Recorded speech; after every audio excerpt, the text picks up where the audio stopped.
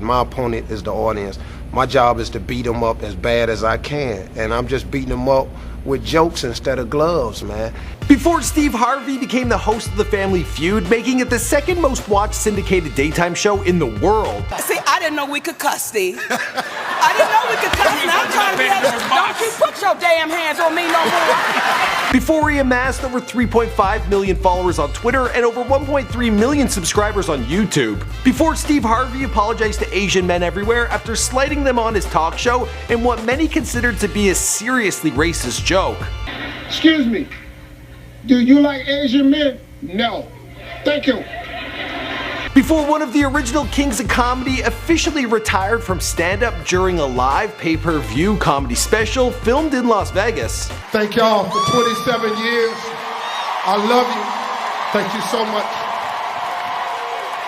much. Before Steve Harvey mistakenly crowned the wrong winner during the 2015 Miss Universe competition. I have to apologize. Before he made sure not to do it again in 2017.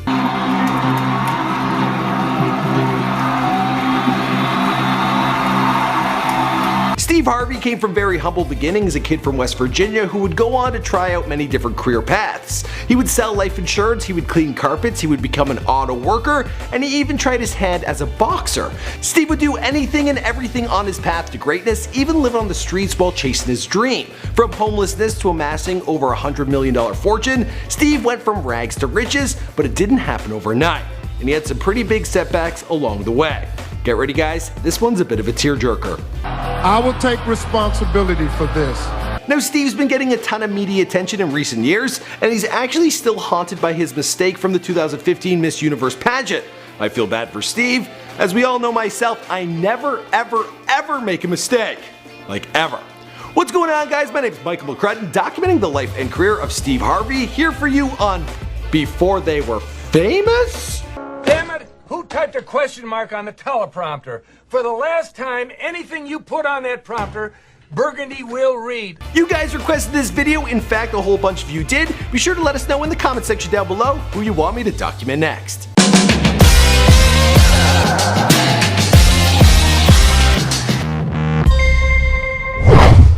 Broderick Stephen Harvey was born on January 17, 1957 in Welch, West Virginia, and he was named after actor Broderick Crawford. Steve was the youngest of 5 children to his father Jesse Harvey, who worked hard as a coal miner, while his mother Eloise taught Sunday school and was a central figure at the community church. Steve was especially close with his late mother, as is evident anytime she's brought up on one of his TV shows. I learned everything I know about survival with them dudes you looking at right there. It's my mama's house. But if you're a fan of Steve's, you know it ain't always sad moments of reflection. There was the time he showed his high school prom photo, and he be pimpin'. Pimpin'!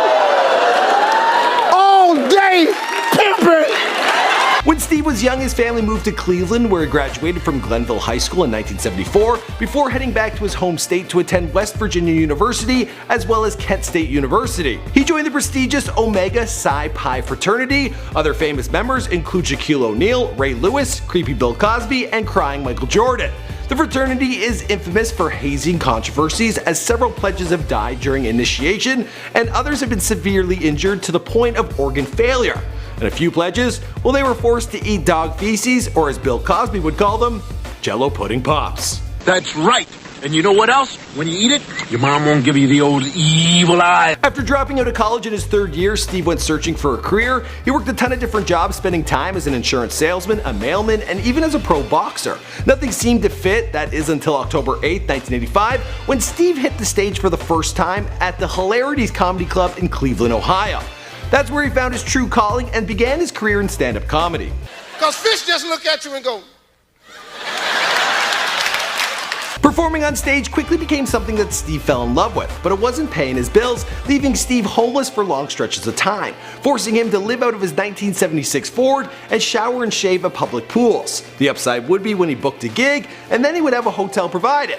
So, you know, he was always looking for that next act. Steve finally received some help during these years from Rich and Becky Liss, 2 supporters who set up Steve with a part-time carpet cleaning business, and also some credit to help with travel arrangements. Steve eventually got to thank them properly. What? You bailed me, man. I never forgot it. Thank you, man. Okay. After years of rough living and time spent on stage perfecting his craft, it was in 1989 when he started to gain fame and making it to the finals of the second annual Johnny Walker National Comedy Search. However, it wasn't until 1993 that Steve started to make a serious name for himself in the comedy world. Harvey landed the coveted job as the host of Showtime at the Apollo, a nationally syndicated TV comedy show from the world-famous Apollo Theater in Harlem. What do you do for a living? I'm a minister and...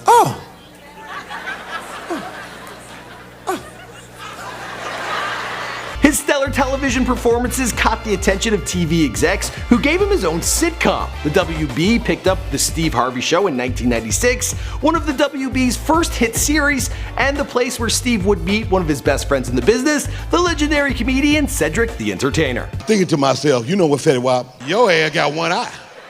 You might not want to be on no goddamn motorcycle. You gotta have your peripheral when you on a goddamn motorcycle.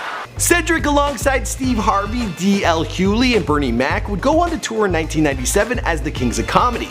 The tour was a smashing success, and in 1999, the Kings of Comedy tour became the highest grossing comedy tour in the history of the United States, raking in an astonishing $19 million.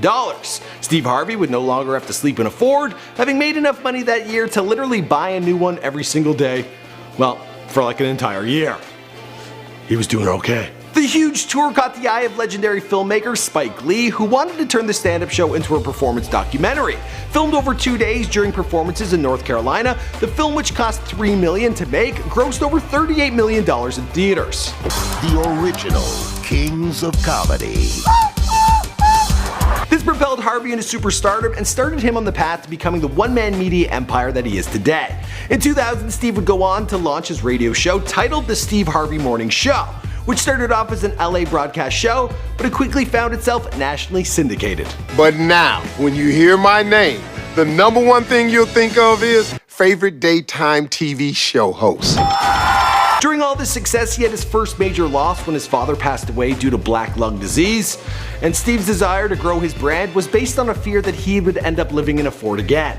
He continued to push forward with startup comedy and TV shows. When the Steve Harvey Show was canceled in 2002, he booked a reality show called Steve Harvey's Big Time in 2003. That same year, he would appear on the big screen in a film called The Fighting Temptations, and this would lead him to appear in 2004's You Got Served, also in 2004's Johnson Family Vacation, and a 2005 appearance in the animated film Racing Stripes. With a full plate of film, TV, and stage work, Harvey began to write books, become a best-selling author, and even started a dating website. However, it was in 2010 when Steve Harvey would get the role of a lifetime. Something a burglar would not want to see when he breaks into a house. Right. Naked grandma! Naked, huh?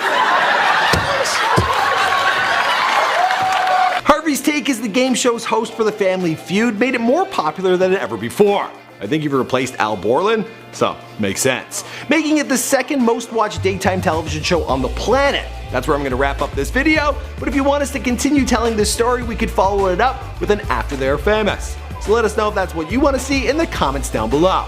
And you can contact me via Instagram or Twitter, and we'll get that job done. My name is Michael McCrudden. Thanks for checking out this video. I'll see you guys in another one. Browse around, hit subscribe.